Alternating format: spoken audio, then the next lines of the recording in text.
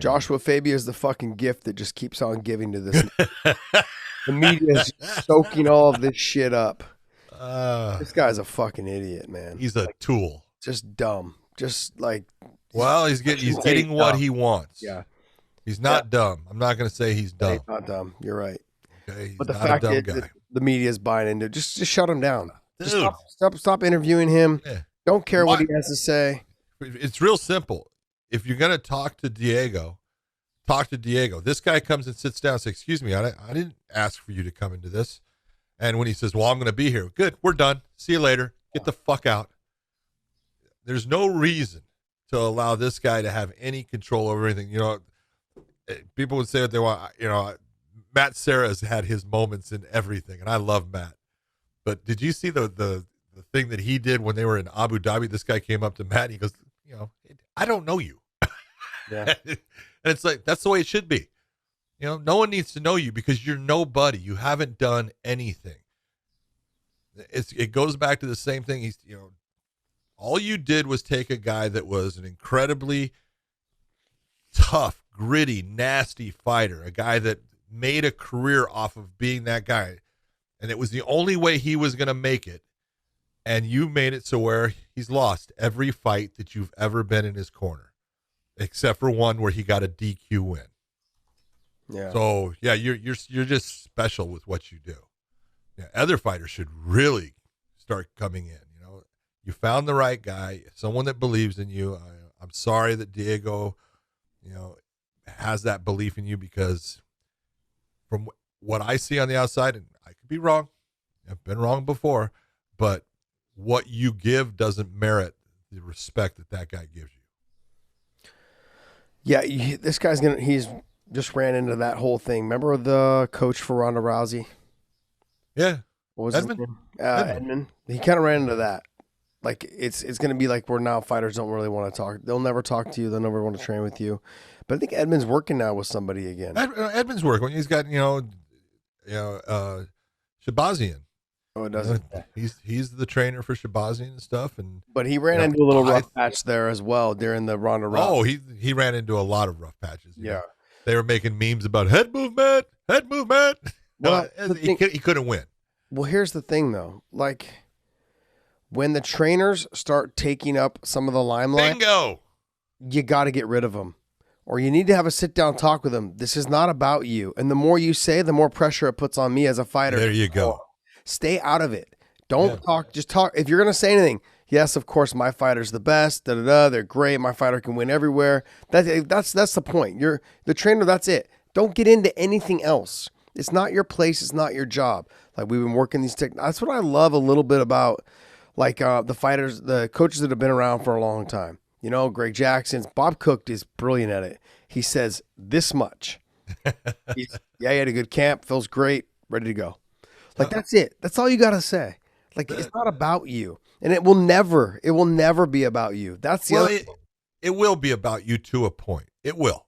Okay. Because when your fighter continues to do well, people are going to start to look and go, wow, what is going on here that made this fighter so good? Well, it's this guy.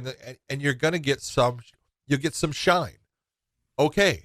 Take that shine, understand what it's, going to do for you, but put everything back into, hey, I don't step inside of the cage.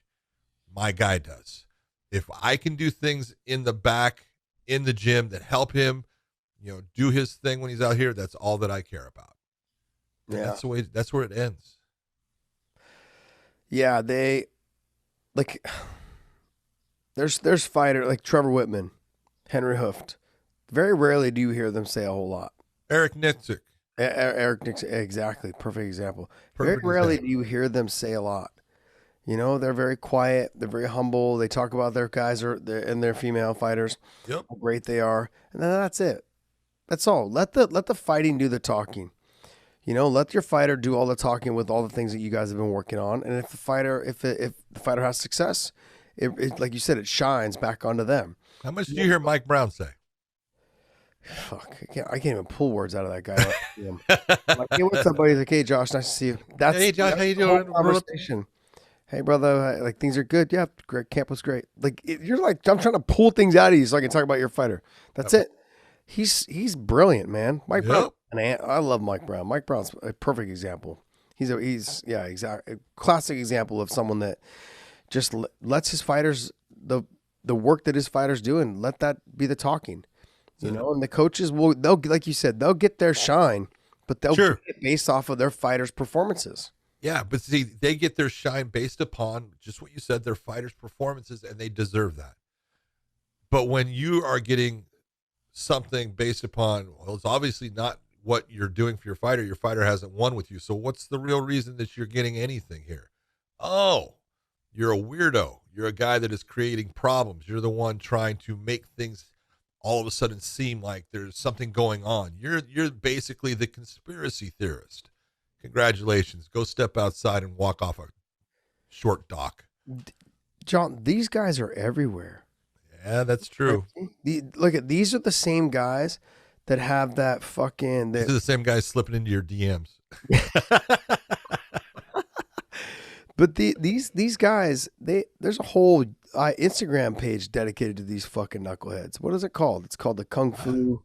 Never seen that. No. It's the dojo. What is it called? Oh, McDojo. Dojo. He's awesome. I've done some of it. He's got to be a McDojo owner. That's what he is. This guy's one of those guys. He's got the death. Like what Cowboy was talking about. Like he said something about the death punch. Oh, Jesus. Remember? And then there's. Oh, trust me. I got called on that. I actually, look at this thing. All right. I want to fucking punch him in the head. What are you doing? He's got Diego upside down and he's hitting him with little tiny shots in the face. He's kicking, and you can tell his incredible style. Look at that kick, Josh. Look at that. Oh, wow. That's really good. This is on the McDojo channel. Okay. There you because go. it's whack. Yeah. It's absolutely whack, and I don't know what Diego is doing by allowing him to do that. But you see some of these people, and you go, "You're just a fraud." But how did it get to this point though, John, where Diego's allowing this? Isn't this guy's thing the school of self-awareness or something like this? This guy is the least aware bitch I've ever seen. But how did it get to this point? How did it get to the point that Diego was allowing this guy? It's just that, it's whatever Diego saw in him, and I don't know, and that's none of my business. But the fact that Diego has some clout with media and that people want to know about him, and this guy is tied to him. He just gets drug along.